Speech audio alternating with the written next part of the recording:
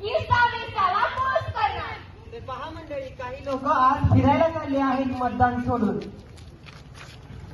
मतदानाला जाणार नाही, मतदानाला जाणार नाही. मतदानाला जाणार नाही, मतदानाला जाणार नाही. आम्ही तर पिक्चर बघणार. असंही मतदान करून भेटणार काय? चला ग. ते पहा मंडळी, काही लोक आज मतदान सोडून पिक्चर बघायला चाललेले आहेत.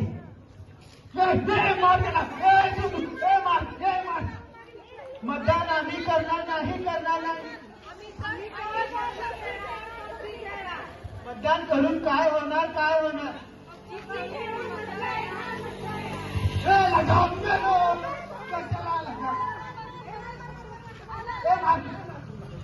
तर बघा मंडळी, ह्या गावातील युवकांचं मतदानाविषयी मत काय आहे, म्हणजे या गावातील युवकांना मतदान कशासाठी करायचं हे आणि याची मतदानाची नेमकी किंमत काय आहे हे अजूनही माहीत नाही. तर शिक्षण, करिअर तसंच गावाचा विकास, हे टोटली त्यांच्या मतावर अवलंबून आहे हे त्यांना अजूनही समजलेले नाही. तर त्याच याची जाणीव करून देण्यासाठी आपण इथे आलेलो आहोत. सर्व युवकांना आम्ही विनंती करतो की मतदानाच्या दिवसाची सुट्टी ही वाया घालवण्यासाठी नसून आपला मतदानाचा हक्क बजावण्यासाठी आहे. मतदानासाठी तुम्ही फिरायला जाण्यासाठी किंवा पिक्चर बघण्यासाठी किंवा पबजी खेळण्यात न घालवता आपला योग्य तो उमेदवार निवडून देण्यामध्ये घालवावा, अशी आम्ही सर्व युवकांना विनंती करतो. मतदानाच्या जागा हो.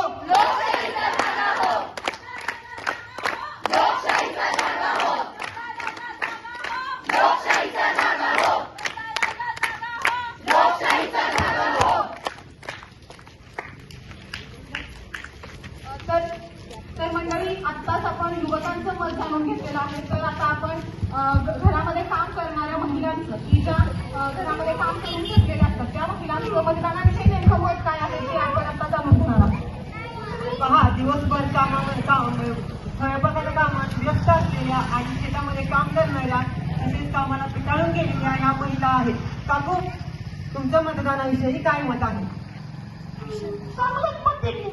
चांगलं मत म्हणजे कसलं मत काकू? खरंच चांगलं मत आहे. मग तुम्ही आता मतदान कोणाला करणार? तुमचे हे कोण?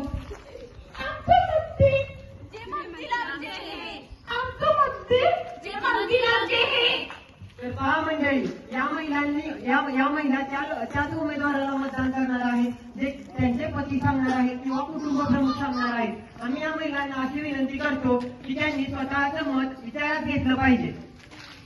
तसेच महिलांनी बाल कल्याण, तसेच महिला सुरक्षा आणि महिलांचा विकास या गोष्टींचा विचार करून आपला योग्य तो उमेदवार निवडला पाहिजे. तसेच नम्राने सांगून आपण मत देणं हे एकदम चुकीचं आहे. कारण याच्यामुळे आपल्याला म्हणजे लोकशाहीपासून आपण प्रचंड सुटत असे आहोत. त्याच्यामुळे महिलांनी आम्हाला असं वाटतं की स्वतः एकदम विचार करून आणि सगळ्या गोष्टींचा विचार करून त्यांनी मतदान करावे. महिला सुरक्षा, बाल कल्याण आणि गावचा विकास या गोष्टीचा विचार करूनच प्रत्येक महिलेने देखील मतदानाचा हक्क बजावला पाहिजे, असं आम्ही सर्वांना आश्वासन देतो. मतदानाच्या जागा हो.